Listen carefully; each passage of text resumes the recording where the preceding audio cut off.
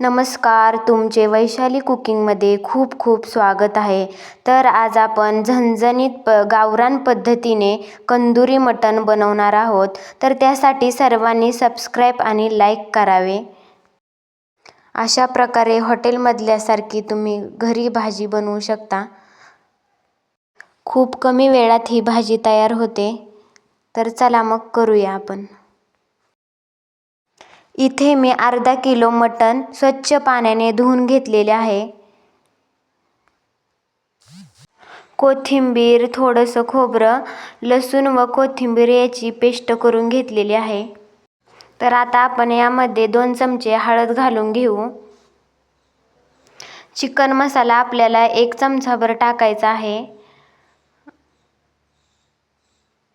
थोडंसं बारीक केलेलं खोबरं टाकायचं आहे. लसूण व कोथिंबीरीची पेस्ट टाकायची आहे. हे सर्व आपल्याला चांगलं मिक्स करून घ्यायचं आहे. बघू शकता तुम्ही अशा प्रकारे मिक्स करून घ्यायचं आहे. झालेलं आहे आपलं आता मिक्स करून.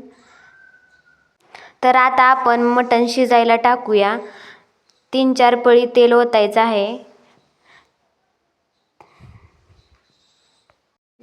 तेल गरम झाल्यानंतर मटण टाकून घ्यायचं आहे. ते तेलामध्ये चांगलं हलवून घ्यायचं.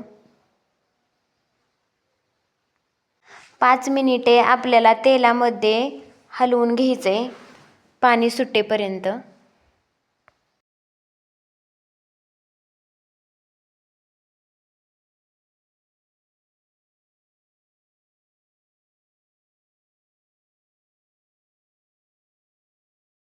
बघू शकता तुम्ही किती छान पाणी सुटले. नंतर आपल्याला यावरती एक ताट झाकून ठेवायचं आहे पाणी ओतून ताटामध्ये. 5 मिनिटाने पाणी गरम झाल्यानंतर ते पाणी आपल्याला पातेल्यात ओतायचं आहे. ते चांगलं हलवून घ्यायचं. बघू शकता तुम्ही 10 मिनिटानंतर आपलं मटण शिजलेलं आहे. तर चला आपण भाजी करूया. तेल गरम झाल्यानंतर आपल्याला बारीक चिरलेला एक कांदा टाकायचा. तो चांगला तेलामध्ये हलवून घ्यायचा आहे.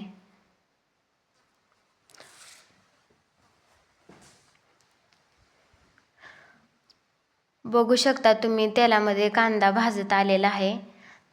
तर आपल्याला यामध्ये लसूण व कोथिंबीरची पेस्ट टाकायची. ती चांगली हलवून घ्यायची.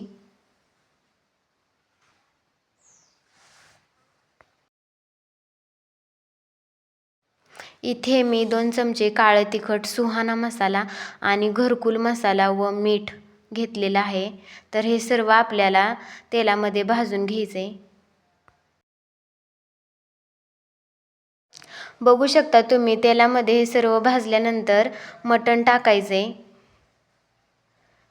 हे सर्व आपल्याला तेलामध्ये हलवून घ्यायचं आहे 2 मिनिटे.